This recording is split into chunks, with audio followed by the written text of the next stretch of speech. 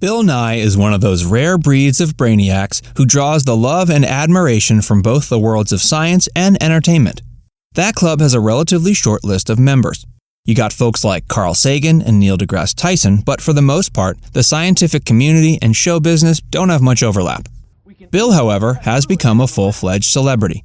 He's got charm and charisma, and it doesn't hurt that a whole generation of folks grew up watching his hit PBS show, Bill Nye the Science Guy. A lot of millennials and Gen Xers probably have fond memories of tube televisions being wheeled into their grade school science classes and hearing the catchy opening theme song. Arguably, Bill helped millions of kids grow up with a love of science and with increased curiosity for the natural world around them. You'd think a guy with so much book smarts and with a propensity for putting things to the test via the scientific method would have the ability to figure out something as innocuous as a marriage, right? But if you ask his crazy ex-wife, Blair Tyndall, romance isn't exactly his forte, and neither is it hers. In fact, their union exploded with a dramatic fireball, much like a white dwarf going supernova. But if you want to know all the nitty-gritty details, you're going to have to stick around for a bit, because first we're going to take a closer look at Bill's surprising personal life. Most people are familiar with his on-screen persona, but few know the real man behind the lab coat. For example, did you know that Bill tried his hardest to become an astronaut? Stay tuned to find out why NASA turned him away. He comes from a science family. You thought he just played a scientist on TV, right? Well, think again. Bill is the real deal. Not only does he have a pretty impressive background in science and an Ivy League alma mater, but he comes from a very scientific family. His mother, Jacqueline Jenkins Nye, was a codebreaker for the U.S. Navy during World War II. She helped intercept and crack Nazi ciphers using Enigma machines like the one Alan Turing used. Bill himself graduated from Cornell with a degree in mechanical engineering. To top it off, he studied under Carl Sagan himself. After getting his degree, he worked as an engineer with a Seattle-based airplane manufacturer as an engineer. It was while working there he helped develop the hydraulic pressure resonance suppressor, which was the key ingredient that made the 747 such a powerful and fast aircraft. That technology is still used in airplanes to this day. He always wanted to be a comedian. Crazy enough, Bill once entered into a Steve Martin lookalike competition back in 1978 and somehow managed to win. We don't see the resemblance, to be honest, but maybe he succeeded by channeling Steve's vibe. It was around this time, while he was still working at Boeing, he started doing stand-up comedy in Seattle area nightclubs. He started submitting his jokes to Almost Live, a Seattle sketch comedy show. Ross Schaefer, the host of the show, was impressed with his material and decided to bring Nye on to do humorous scientific demos on the show. That was the moment Bill Nye the Science Guy was conceived, although it would be years before the show would be birthed. While on Almost Live, he had another recurring role on the show as Speedwalker, a fast-walking superhero that probably had the Flash calling his lawyer. Bill Nye the Frisbee Guy. Bill's not just a scientist and a comedian, he's also a bit of an athlete. When he attended Cornell, he joined the school's ultimate Frisbee team, the Cornell Buds. After he relocated to Seattle, he helped establish the first men's ultimate team in the region. He was captain of the team as well, which named themselves the Olympic Windjammers.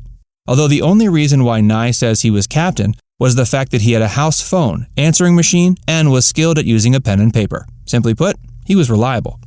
During his time as an athlete, he sustained several injuries, including dislocating his shoulder and breaking his nose, but nothing bad enough to stop him from playing his favorite sport. Bill Nye the Science Guy was a spin-off.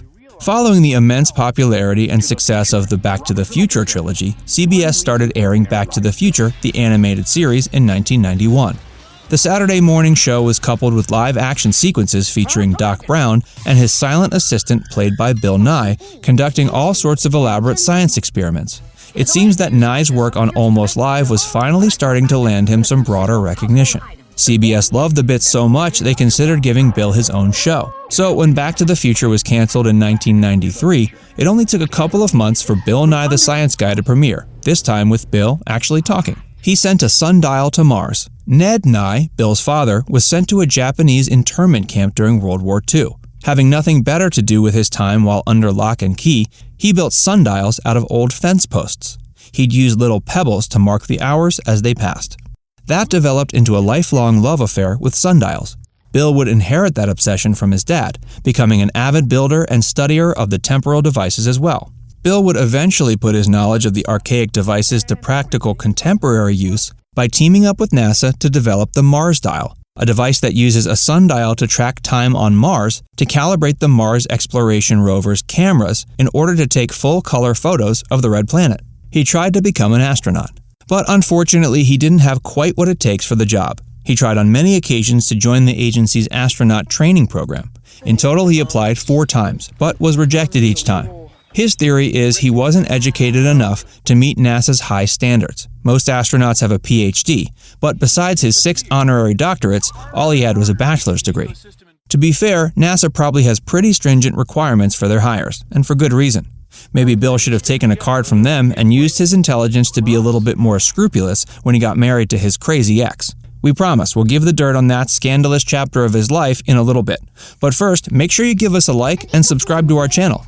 Tap the bell icon to turn on notifications so you can keep up with all our latest videos. Nye holds several patents. Just because he helped invent a sundial to be used on another planet and a crucial component for jet engines doesn't mean all of his product ideas have been quite as exotic or complex. In 1994, Bill developed an educational magnifying glass that works by filling a plastic pouch with water. And in 2002, Nye filed a patent for a new variety of ballet shoe that gives increased foot support to a dancer when they're on the tip of their toes, a move that's called on point in the world of ballet. He's an uber-competitive environmentalist. Bill Nye at one point lived in the same neighborhood in Studio City, California as Ed Begley, the actor and ardent environmentalist.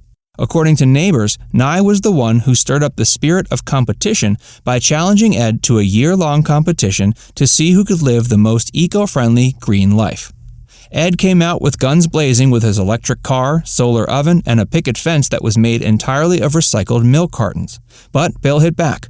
He wasn't about to have his name tarnished, so he equipped his home with solar panels, and he brought in some rain barrels for water collection and planted an impressive veggie garden in his backyard, making up for the one that was sabotaged by his ex, but we'll get to that in a bit. Much of this battle was actually filmed for the reality TV series Living with Ed, which aired from 2007 to 2010. Bill Nye's failed marriage. In 2005, Bill read Mozart in the Jungle, an autobiographical memoir from the oboist Blair Tyndall about her time as a member of the New York Philharmonic Orchestra.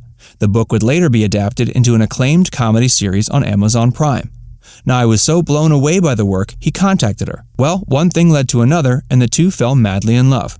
Bill announced on The Late Late Show with Craig Ferguson in 2006 that he and Blair had gotten engaged. The two were quickly wed in a ceremony officiated by superstar televangelist Rick Warren, with accompanying music by Yo-Yo Ma. But something went horribly wrong. The couple received a letter from the state of California stating their marriage license was invalid. Bill then decided it was for the best that the two call off their relationship, a move that apparently infuriated Tyndall. She allegedly broke into his house and stole several of his personal belongings, including his laptop, which she used to send disparaging and inflammatory emails in an attempt at character assassination. She then came back dressed in all black and sprayed herbicide all over his garden. She claims she only meant to kill his flowers so he could, quote, never give another woman one of his roses again. When Bill spotted her, he called her name and she fled on foot. Nye later claimed Blair threatened to poison him with the herbicidal substance by spraying it in his eyes and mouth. Nevertheless, enough was enough. Nye filed a restraining order against his ex-not-quite wife. The two later went to court, and Blair was ordered to pay $57,000 and reparations to Nye. But to this day, she hasn't paid him a penny. If you find that chapter of Bill's life to be shocking, just remember, most people have a crazy ex lurking in the shadows of their life. Just be glad your ex didn't try to destroy your garden and career in one swipe. We always thought bassists and drummers were the craziest people to date, but apparently it might just be concert oboists. Who would have guessed? Now we'd love to hear from you. Which Bill Nye show do you like the best? Are you a fan of the classic Bill Nye the Science Guy, or do you prefer his later series, Bill Nye Saves the World? Let us know what you think in the comments. And before you go, make sure you give us a like and subscribe to our channel if you haven't already. Tap the bell icon to turn on notifications so you never have to miss another one of our fact-packed videos.